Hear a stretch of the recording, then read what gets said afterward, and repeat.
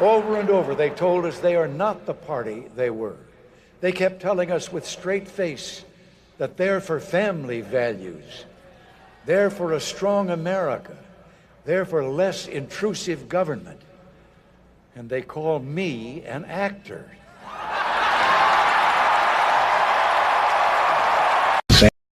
Indeed, according to the experts, I have exceeded my life expectancy by quite a few years.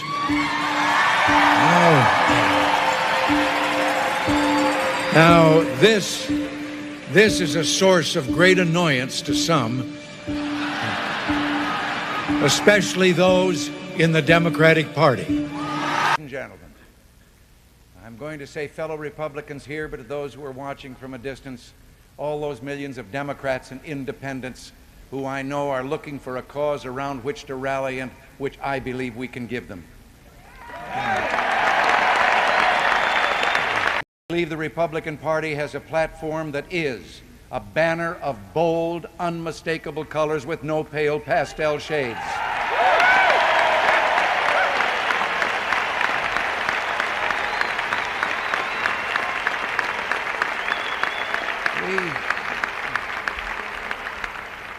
We have just heard a call to arms based on that platform, and a call to us to really be successful in communicating and reveal to the American people the difference between this platform and the platform of the opposing party, which is nothing but a revamp and a reissue and a running of a late show of the thing that we've been hearing from them for the last 40 years. Anytime you and I question the schemes of the do-gooders, we're denounced as being against their humanitarian goals. They say we're always against things, we're never for anything. Well, the trouble with our liberal friends is not that they're ignorant, it's just that they know so much that isn't so. Now,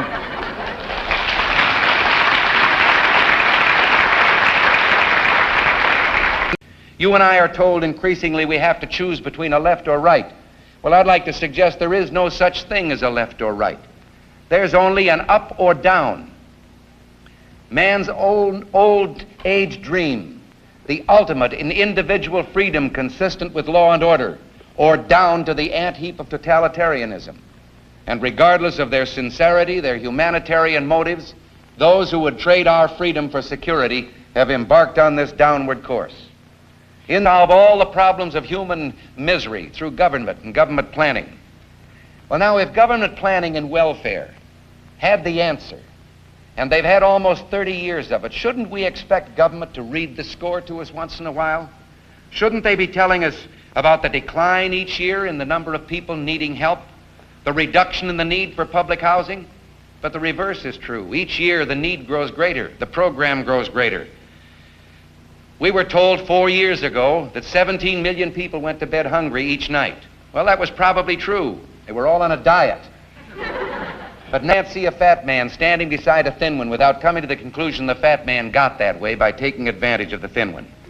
So we still know the freedoms that were intended for us by the founding fathers. Not too long ago, two friends of mine were talking to a Cuban refugee, a businessman who had escaped from Castro. And in the midst of his story, one of my friends turned to the other and said, "We don't know how lucky we are." And the Cuban stopped and said, "How lucky you are. I had some place to escape to."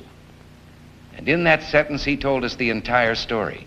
If we lose freedom here, there's no place to escape to. This is the last stand on earth. And this idea that government is beholden to the people, that it has no other source of power except the sovereign people, is still the newest and the most unique idea in all the long history of man's relation to man.